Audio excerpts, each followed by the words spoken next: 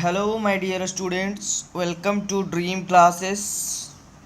चलिए आज की इस क्लास को शुरू करते हैं। तो आज हम लोग पढ़ने वाले हैं, जैसा कि आप सभी बच्चे को थंबनेल में दिख रहा होगा। आज का जो हमारा ये टॉपिक होने वाला है वो क्लास 10th के साइंस का जो चैप्टर हमारा है, मानव नेत्र और रंग बिरंगा संसार। ठीक है, उसके कुछ वीवीआई सवालों को लेकर के है। तो एकदम वीडियो में लास्ट तक बने रहिएगा, क्योंकि आज हम लोग सभी वस्तुनिष्ठ प्रश्न जितने भी इसमें वीवीआई आएंगे सबको हम लोग आज अच्छे से पढ़ेंगे।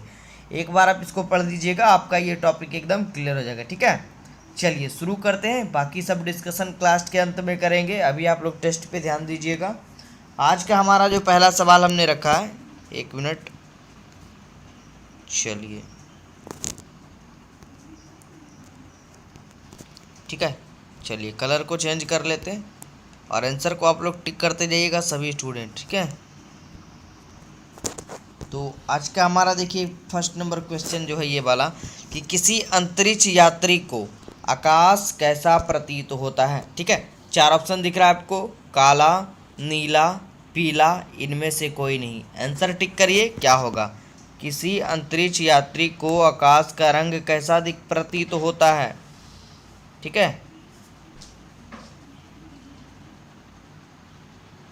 चलिए आंसर को याद रखिएगा। ऑप्शन नंबर ए, जिन बच्चों को लग रहा है बिल्कुल ही सही लग रहा है। ठीक है, किसी भी अंतरिक्ष यात्री को आकाश का रंग क्या दिखाई देगा जी, काला दिखाई देगा। ठीक है, आगे बढ़े। चलिए क्वेश्चन नंबर 2 पे आते हैं, ध्यान दीजिएगा और एकदम अंत तक बने रहिएगा। जिन बच्चों को नोट्स परचेस करनी हो, आपको हेल्पलाइन नंबर दिख रही होगी हमारी, वहाँ पर जाकर आप कॉन्टैक्ट कर लीजिए। ठीक है, और जो भी बच्चे न्यू है चैनल पे, सब्सक्राइब बटन दबा दीजिए, बेल आइकन दबा दीजिए, ताकि नए वीडियो का नोटिफिकेशन मिल पाएगा। ठीक है, क्वेश्चन नंबर 2 पढ़ते हैं। हमारा क्वेश्चन नंबर 2 है, सामान्य नेत्र के लिए दूर बिंदु कितनी है।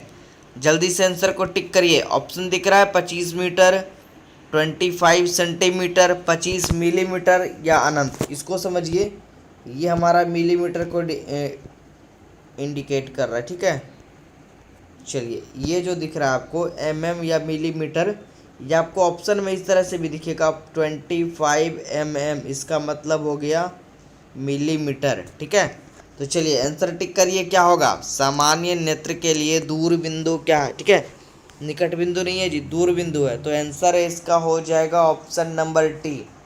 बहुत सारे बच्चों ने इसको भी टिक करा होगा, जो कि बिल्कुल ही गलत है। ठीक है, वो है ये न्यूनतम दूरी। लेकिन यहाँ पर देखिए दूर बिंदु यानी कि अधिकतम कितना दूरी तक मानव नेत्र एक सामान्य आंख वाला देख सकता है, तो वो अनंत दूरी तक देख सकता है, उसकी कोई भी सीमा नहीं है। ठीक है, आगे बढ़ते हैं नेक्स्ट क्वेश्चन पे। क्वेश्चन नंबर 3 देखिए, क्वेश्चन नंबर 3 हमारा है कि मानव नेत्र जो है किस प्रकार का लेंस पाया जाता है। मानव नेत्र में, हमारे मानव नेत्र में किस प्रकार का लेंस पाया जाता है। जब आपको टिक करिए। क्वेश्चन नंबर 3 ऑप्शन दिख रहा है, उत्तल लेंस, अवतल लेंस, वलयाकार लेंस या इनमें से कोई नहीं। ठीक है, जब आप टिक करिए क्या होना चाहिए।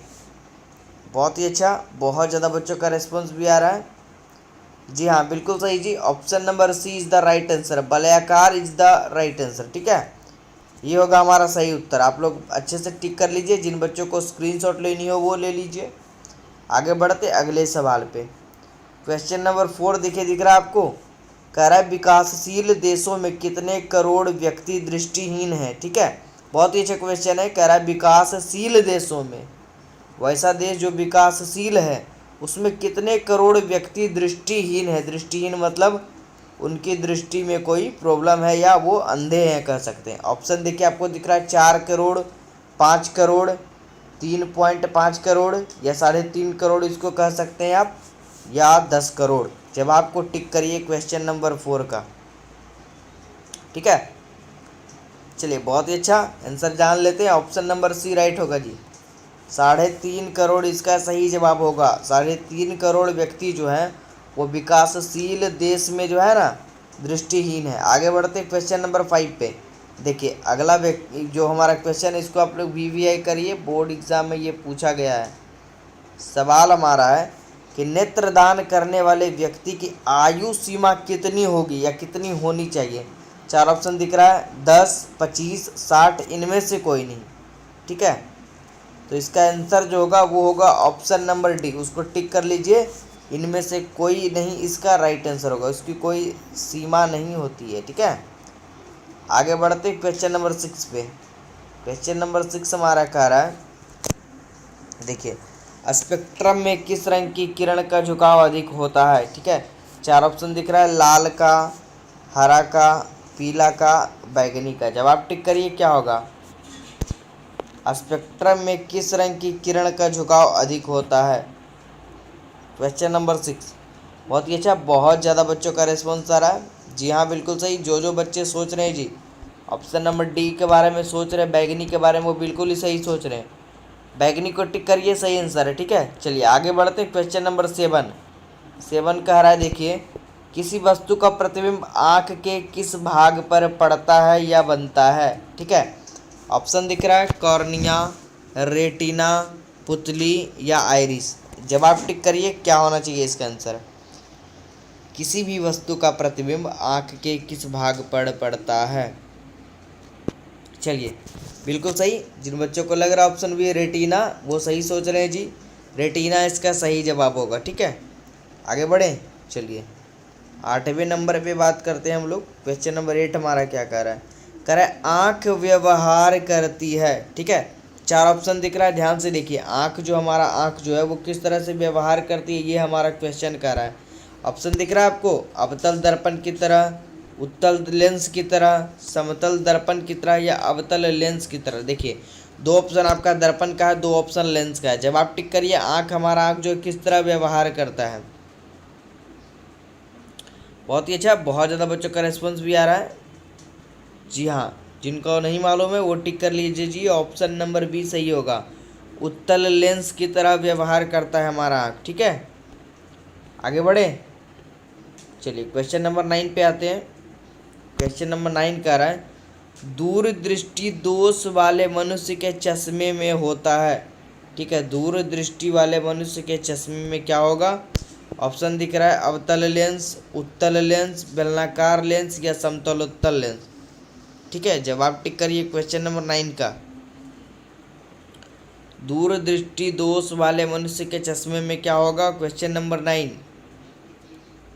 बहुत ही अच्छा, जिन बच्चों को नहीं मालूम है टिक करिए, उत्तल lens is the right answer. ठीक है, दूरदृष्टि दोष वाले मनुष्य के चश्मे में उत्तल लेंस होता है और निकट दृष्टि दोष वाले के लेंस में क्या होता है, अवतल लेंस का चश्मा होता है। ठीक है, दोष में। आगे बढ़ते हैं क्वेश्चन नंबर 10 पे।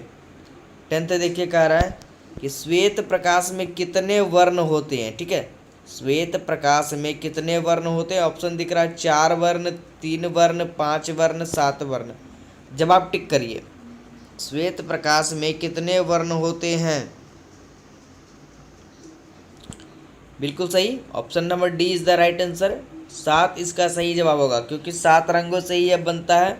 बैजानी पिनाला जिसको हम लोग जानते हैं, है ना, नोट कर लीजिएगा, वो होता है बैजानी पिनाला। इसके बारे में तो पता ही होगा, ब से बैगनी होता है। देखिए जामुनी, नीला, हरा, पीला, नारंगी, लाल। तो ये आप याद रखिए, बैजानी पिनाला, तो आपका पूरा टॉपिक जो है वो क्लियर रहेगा। ठीक है, आगे बढ़ते हैं अगले क्वेश्चन पे। 11वें नंबर पे कह रहा है, सामान्य नेत्र के रेटिना पर बनने वाले प्रतिबिंब होता है, किस तरह का होता है। ठीक है, सामान्य नेत्र के रेटिना पर जो प्रतिबिंब बनता है वो कैसा होता है, आभासी और सीधा होता है, वास्तविक और सीधा होता है, वास्तविक और उल्टा होता है, या आभासी और उल्टा होता है। 4 ऑप्शन दिख रहा है, जवाब को टिक करिए। ठीक है, बहुत ही अच्छा, बहुत ज़्यादा बच्चों का रिस्पॉन्स आ रहा है। इसका राइट आंसर होगा जी, इसको टिक करिए आप लोग और अच्छे से याद करके जाइएगा एग्जाम में।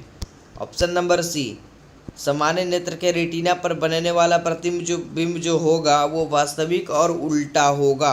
ठीक है, आगे बढ़ते हैं 12वें नंबर पे। ये देखिए कह रहा है, दूरदृष्टि दोष वाली आँख साफ साफ देख सकती है, क्या देख सकती है। एकदम बहुत ही अच्छा सवाल है। ऑप्शन दिख रहा है, दूर की वस्तुओं को, निकट की वस्तुओं को, बड़ी वस्तुओं को, केवल छोटी वस्तुओं को। ठीक है, 12वें नंबर का जवाब दीजिए।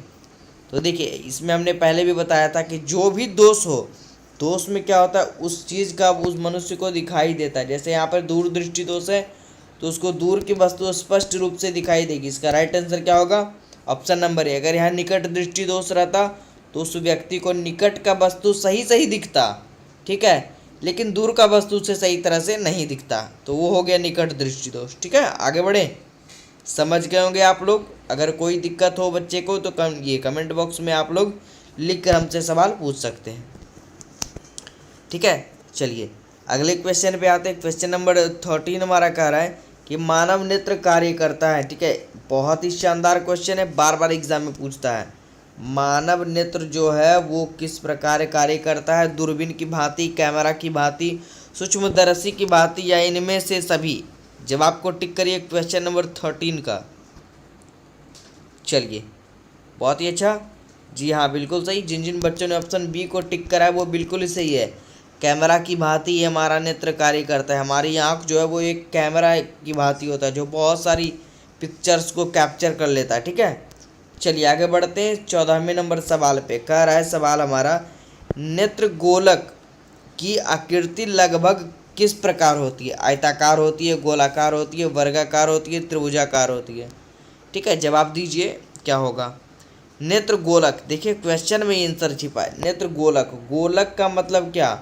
गोलाकार। राइट आंसर हमारा हो जाएगा गोलाकार। ठीक है, आगे बढ़ें।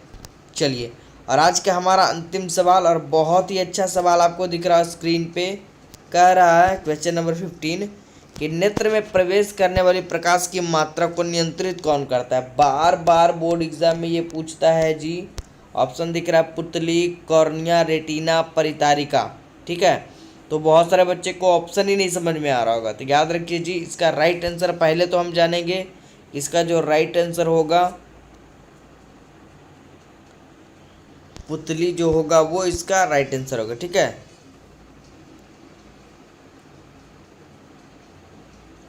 इसका आंसर आइरिस भी होता है जी, तो इसको आप लोग अच्छे से देख लीजिएगा। ऐसे हमें लग रहा है कि ये सही जवाब है। ठीक है, क्वेश्चन में नेत्र में प्रवेश करने वाले प्रकाश की मात्रा को जो है ना, और वो पुतली ही नियंत्रित करता है। यहाँ पे दिया गया है हमारे बुक्स वगैरह में, लेकिन इसके आंसर को आप लोग सभी बच्चे कमेंट बॉक्स में लिख कर बताइएगा।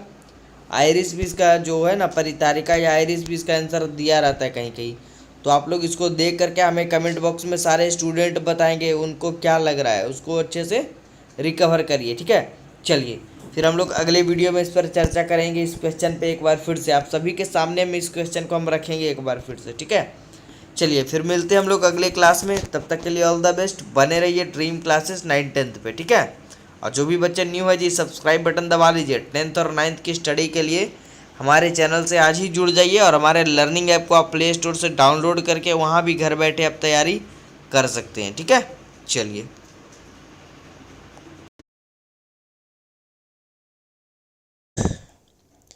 Hello students, welcome to dream classes. आज की इस क्लास को सभी स्टूडेंट ज्वाइन कर लेंगे, क्योंकि आज हम लोग पढ़ने वाले हैं, आप सभी बच्चे को थंबनेल में दिख रहा होगा। आज को जो हमारा टॉपिक होने वाला है वो है साइंस के VBI टॉप 10 ऑब्जेक्टिव को लेकर के। ठीक है, तो चलिए इस क्लास को, लाइव टेस्ट को ज्वाइन करिए सभी स्टूडेंट, और आप लोगों को हम आज ऐसे क्वेश्चन से रूबरू करवाएंगे जो कि बार बार बोर्ड एग्जाम में बनता है। ठीक है, तो किस तरह से आपको एग्जाम में क्वेश्चन पूछा जाएगा आपका, और किस तरह से आपको आंसर को टिक करना है वो आप लोग को सिखाएंगे यहाँ पर, और किस तरह के सवाल पूछे जाएंगे उसको आप लोग अच्छे से देखते जाइएगा। ठीक है, और एक एक सवाल को सभी स्टूडेंट नोट करेंगे। और जो भी बच्चे चैनल पे न्यू है जी, सब्सक्राइब बटन दबा दीजिएगा, और बगल में एक बेल आइकन होगा उसको प्रेस कर दीजिएगा, ताकि हमारे वीडियो का नोटिफिकेशन जो है ना वो उनको मिल पाए। शुरू करते हैं, बाकी डिस्कशन बाद में करेंगे। आज का हमने देखिए जो पहला सवाल रखा है वो हमने रखा है क्वेश्चन नंबर 1 हमारा, कि आकाश का रंग नीला होने का क्या कारण है। ठीक है, ऑप्शन दिख रहा है सभी बच्चे को। क्वेश्चन क्या है? आकाश का रंग नीला होने का कारण क्या है? ऑप्शन ए हमारा परावर्तन, ऑप्शन बी हमारा प्रकीर्णन, ऑप्शन सी हमारा पर अपवर्तन, और ऑप्शन डी हमारा इनमें से कोई नहीं। आंसर बताइए सभी स्टूडेंट, क्या होना चाहिए? एकदम इजी सा सवाल हमने शुरुआत की है इसका। ठीक है, आकाश का रंग नीला किसके कारण होता है? चलिए आंसर जानते हैं, एकदम स्क्रीनशॉट लेते चलिएगा, या जिन बच्चों को नोट्स परचेज करनी हो वो हमारे व्हाट्सएप नंबर पे कांटेक्ट करेंगे। चलिए ऑप्शन बी टिक करिए, आकाश का रंग नीला होने का कारण प्रकाश का प्रकीर्णन होता है। ठीक है, आगे बढ़े। चलिए नेक्स्ट क्वेश्चन पे आते हैं। Question number 2। देखिए बहुत ही अच्छा सवाल यह भी है। सवाल हमारा क्वेश्चन नंबर 2, श्वसन किस प्रकार की रासायनिक अभिक्रिया है। ठीक है, श्वसन जो है वो किस प्रकार की रासायनिक अभिक्रिया है, इसको आप लोग VVI लगा लीजिए। बोर्ड एग्जाम में कई बार ये पूछा है। ठीक है, कि श्वसन जो है ना बाबू वो किस प्रकार की रासायनिक अभिक्रिया है। ऑप्शन दिख रहा है उपचयन, संयोजन, ऑप्शन सी ऊष्माक्षेपी, ऑप्शन डी ऊष्माशोषी। जवाब दीजिए क्वेश्चन नंबर 2 का आंसर क्या होगा। श्वसन किस प्रकार की रासायनिक अभिक्रिया है। चलिए बहुत ही अच्छा, बहुत ज़्यादा बच्चों का रिस्पॉन्स आ रहा है। आंसर जान लेते हैं हम लोग, टिक कर लीजिएगा आप लोग। ऑप्शन नंबर ए टिक करिए, उपचयन इसका राइट आंसर होगा। ठीक है, उपचयन इज द राइट आंसर। श्वसन किस प्रकार की रासायनिक अभिक्रिया है, तो उपचयन। आगे बढ़ते हैं क्वेश्चन नंबर 3 पे।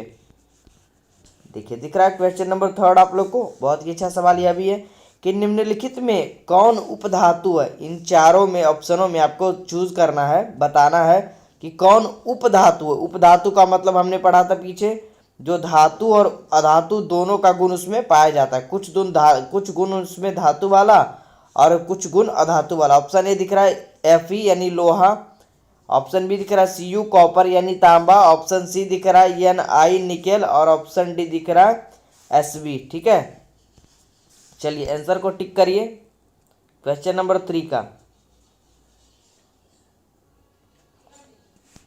जी हाँ बिल्कुल सही, ऑप्शन नंबर डी जिनको लग रहा है Sb is the right answer. ठीक है, ऑप्शन नंबर डी सही होगा जी। Sb को टिक कर लीजिए। Sb जो है शायद एंटी मनी का ये होता है, आप लोग बच्चे देख लीजिएगा इसको। Sb होगा इज द राइट आंसर। ठीक है, आगे बढ़े क्वेश्चन नंबर 4 पे आता है। देखिए काफी अच्छा सवाल यह भी है, चीनी के किण्वन से क्या बनता है। ठीक है, क्वेश्चन क्या है, चीनी के किण्वन से क्या बनता है। ऑप्शन क्या है, एथेनॉल बनेगा, मेथेन बनेगा, एथेन बनेगा या इनमें से कोई नहीं। जवाब टिक करिए, काफी अच्छा क्वेश्चन है। ठीक है, चीनी के किण्वन से क्या बनेगा।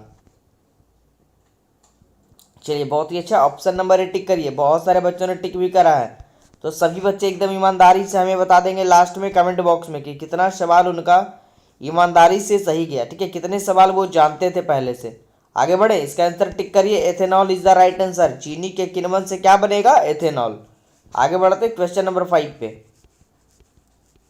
चलिए देखिए ये रिपीटेड प्रश्न है जी, कई बार बोर्ड एग्जाम में भी पूछा और हमने भी कई बार लाइव टेस्ट में लेकर के आए हैं हम इस सवाल को, कि हाइड्रा में प्रजनन की विधि से होता है, किस विधि से होता है। ठीक है, बताना है आप सभी स्टूडेंट को कि हाइड्रा में प्रजनन किस विधि से होता है। ऑप्शन दिख रहा है द्विखंडन से, मुकुलन से, लैंगिक जनन द्वारा होता है या इनमें से सभी, कोई नहीं है, इनमें से सभी यानी इन तीनों विधियों से। जवाब टिक करिए क्वेश्चन नंबर 5 का। काफ़ी इजी है जी, हमने कई बार इसको पढ़ा भी है। ऑप्शन नंबर बी जिन जिन बच्चों ने टिक किया बिल्कुल ही सही सोच रहे हैं। हाइड्रा में प्रजनन जो है वो मुकुलन विधि द्वारा संपन्न होता है। ठीक है, एकदम नोट्स कर लीजिए। हाँ जी, आगे बढ़े। चलिए क्वेश्चन नंबर 6 पे आते हैं। 6 नंबर देखिए दिख रहा है, निम्नलिखित में से पीतल किसका उदाहरण है। एकदम इजी सा क्वेश्चन है, सभी बच्चे ने टिक कर भी दिया होगा। इससे इजी सवाल आपको इसमें नहीं देखने को मिलेगा। ये बोर्ड एग्जाम के लिए सबसे इजी और बेहतरीन प्रश्नों में से एक है।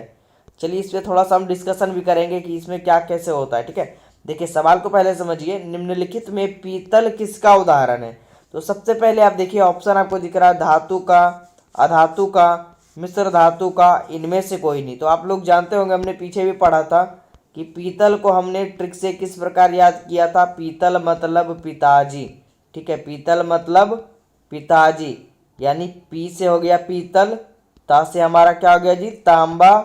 ठीक है, ता से तांबा और ज से हमारा क्या हो गया, जस्ता, यानी तांबा और जस्ता का यह मिश्रण होता है और मिश्रण हमेशा क्या कहलाएगा, मिश्र धातु कहलाएगा। यानी option number C is the right answer. Tick करिए, यानी कि हम कह सकते हैं कि पीतल जो हमारा है इस क्वेश्चन में वो किसका उदाहरण है, तो मिश्र धातु का एग्जाम्पल है, ऑप्शन नंबर सी। ठीक है, आगे बढ़े।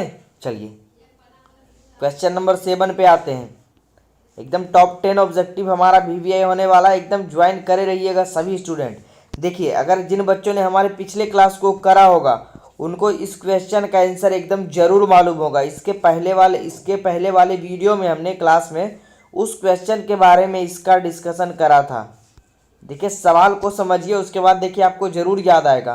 क्वेश्चन हमारा अभी है कि पादपों में यानी पेड़ पौधों में फ्लोएम संवाहक होता है, मतलब फ्लोएम का क्या काम होता है। ठीक है, अब याद करिए सभी स्टूडेंट, जो नए होंगे उनको तो नहीं मालूम होगा, लेकिन जो हमारे पुराने बच्चे इस वीडियो को देख रहे हैं क्लास को, उनको हमने बताया था जाइलम यानी जल से क्या लिखे थे हम लोग वहां पर पढ़े थे जी, जाइलम, और फल से फ्लोएम, फल से फ्लोएम, मतलब कहने का अर्थ ये हो गया, हमने वहां पर पढ़ा था जाइलम जो होता है पेड़ पौधों में वो जल का वहन करता है, और फ्लोएम किसका करेगा, फल, फल कहने का मतलब भोजन। ठीक है, option number A is the right answer, भोजन इसका सही जवाब होगा। अगर पादप में फ्लोएम संवाहक पूछे तो भोजन कर देना है, अगर जाइलम पूछे तो जल कर देना है। ठीक है, ये किसका होगा, जाइलम का। नोट कर लीजिए जिन बच्चों को नहीं मालूम था, अगर जाइलम के बारे में पूछे जल करिएगा, फ्लोएम पूछे फल करिएगा। ठीक है, आगे बढ़े, चलिए क्वेश्चन नंबर 8 पे आइए। बहुत ही अच्छा सवाल है जी। देखिए क्वेश्चन नंबर 8 क्या कह रहा है, सोडियम हाइड्रोक्साइड का पीएच मान लगभग में कितना होगा। ठीक है, सोडियम हाइड्रोक्साइड, फॉर्मूला क्या बनेगा हमारा, फॉर्मूला बन जाएगा NaOH। ठीक है, जवाब टिक करिए, क्या होगा राइट आंसर। ऑप्शन दिख रहा है आपको, 11, 12, 13 और 14, 4 ऑप्शन दिख रहा है, जवाब टिक करिए। क्वेश्चन नंबर 8 का आंसर क्या होगा, बिल्कुल सही, बहुत ज्यादा बच्चों का रिस्पॉन्स आ रहा है, इसका आंसर होगा ऑप्शन नंबर डी। ठीक है, option number D is the right answer, sodium hydroxide हो जाएगा क्या 14, इसका पीएच मान लगभग में होगा। ठीक है, याद रखिएगा। आगे बढ़ते क्वेश्चन नंबर 9 पे। ठीक है, क्वेश्चन नंबर 9 देखिए कह रहा है, बहुत ही अच्छा क्वेश्चन है ये जी, कि पौधों में बाष्पोत्सर्जन किस भाग में होता है, यानी पौधों में बाष्पोत्सर्जन है ना, वो पौधों के किस भाग में होता है। ऑप्शन दिख रहा है आपको, जड़ों में, पत्तों में, तना में या फूल में। जवाब टिक करिए, क्या होगा, पौधों में बाष्पोत्सर्जन किस भाग में होगा। बहुत ही अच्छा, बहुत सारे बच्चों का रिस्पॉन्स भी आ रहा है। Option number C is the right answer. ठीक है, ऑप्शन नंबर सी टिक करिए, पौधों में वाष्पोत्सर्जन किस भाग में होता है, तो पत्तों में या पत्तियों में होगा। ठीक है, आगे बढ़े, चलिए आज के लास्ट क्वेश्चन पे हम लोग देख लेते हैं, बात कर लेते हैं क्या क्वेश्चन कह रहा है। क्वेश्चन नंबर 10 हमारा है, प्रकृति में ऑक्सीजन का संतुलन कैसे बना रहता है। बहुत ही अच्छा सवाल है, यह कह रहा है प्रकृति में ऑक्सीजन का संतुलन, संतुलन का मतलब बैलेंस, कैसे बना रहता है हमारे प्रकृति में, वायुमंडल में। ऑप्शन दिख रहा है, संयोजन क्रिया द्वारा, प्रकाश संश्लेषण क्रिया द्वारा, अपघटन क्रिया द्वारा, या इनमें से कोई नहीं। ठीक है, जवाब टिक करिए, क्वेश्चन नंबर 10 का आंसर क्या होगा। ठीक है, सभी स्टूडेंट बताइए जी, प्रकृति में ऑक्सीजन का संतुलन कैसे बना रहता है, एकदम इजी सवाल है। चलिए इसका आंसर टिक करिए, ऑप्शन नंबर बी, प्रकाश संश्लेषण की क्रिया द्वारा। अब ऐसा क्यों होता है, क्योंकि प्रकाश संश्लेषण की क्रिया में ही ऑक्सीजन और कार्बन डाइऑक्साइड दोनों का काम होता है, इसीलिए उसमें जो है ना वो संतुलन बना रहता है। ठीक है, चलिए तो मुझे उम्मीद है कि सभी बच्चे को यह क्लास काफ़ी अच्छा लगा होगा। तो जो भी बच्चे न्यू होंगे चैनल पे, तो इस वीडियो को ज़्यादा से ज़्यादा शेयर कर दीजिएगा अपने दोस्तों के पास, या वैसे भाई बहनों के पास जिनको ये इस बार बोर्ड एग्ज़ाम देनी है। ठीक है, और चैनल पे जो भी बच्चे न्यू होंगे सब्सक्राइब बटन दबा दीजिएगा। ठीक है, फिर मिलते हैं अगले क्लास में, और हर एक दिन की तरह हमारे 2 PM वाले क्लास को मिस ना करें। ठीक है, 2 PM में हमारा लाइव टेस्ट चलता है वो वाला, उसको ज़रूर ज्वाइन करिए। फिर मिलते हैं अगले क्लास में, तब तक के लिए ऑल द बेस्ट, बने रहिए ड्रीम क्लासेस पे।